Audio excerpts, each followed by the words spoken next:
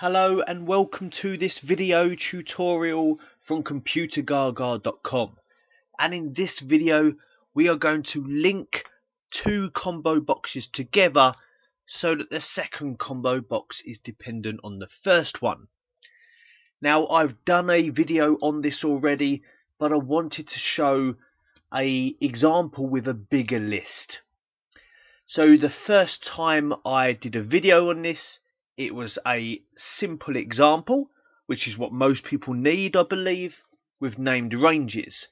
But now I've got an example on screen where somebody will select a country from the first drop-down, such as Canada, and when that is done, I need a drop-down of the customers we have in Canada.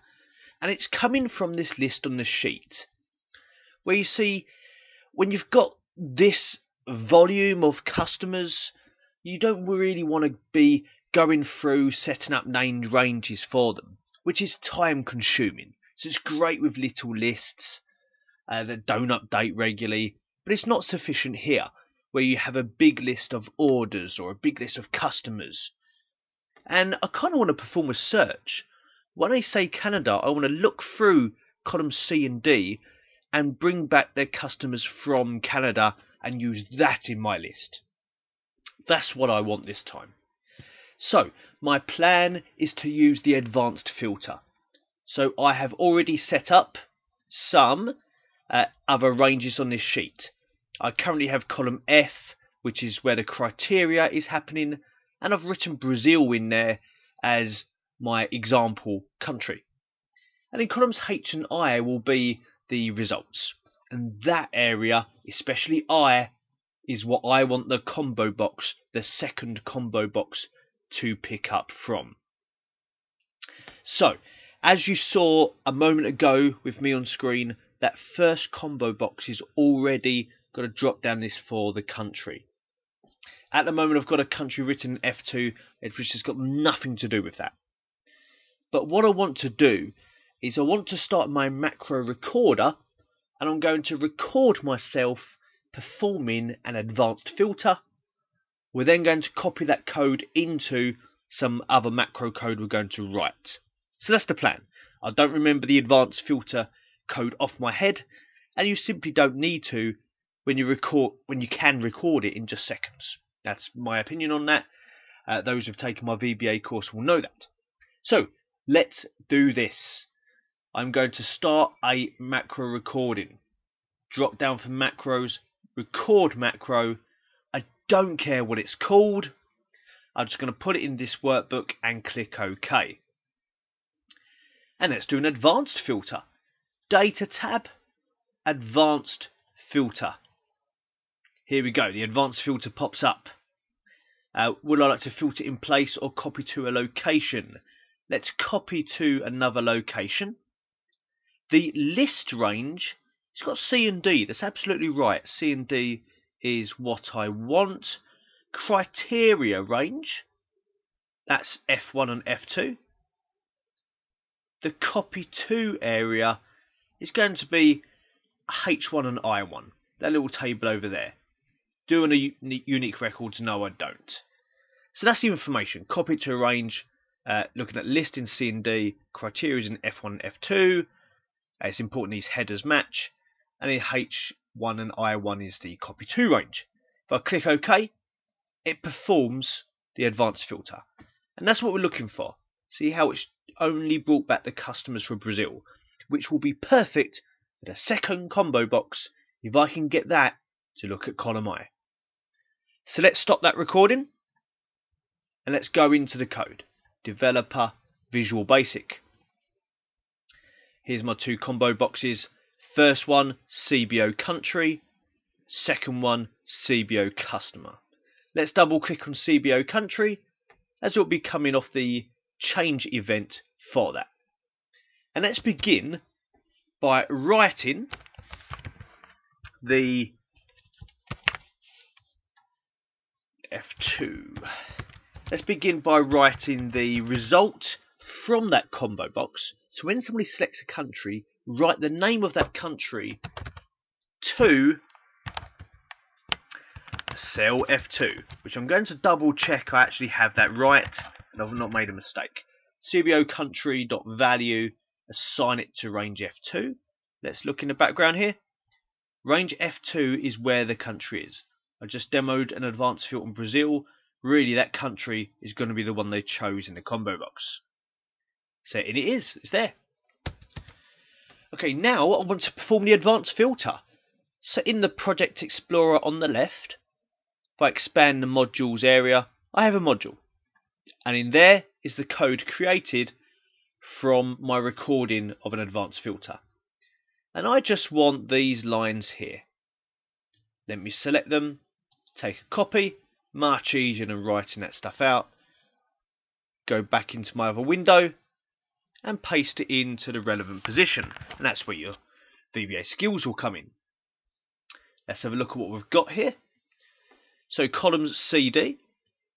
Just want to double check it's all okay. Yeah, advanced filter. It's going to be on the range F1 to F2. It's going to put it into H1I1. Perfect. That's what I want. Now, the next step we need, now the advanced filter, is we need to fill the row source for the next combo box from column I.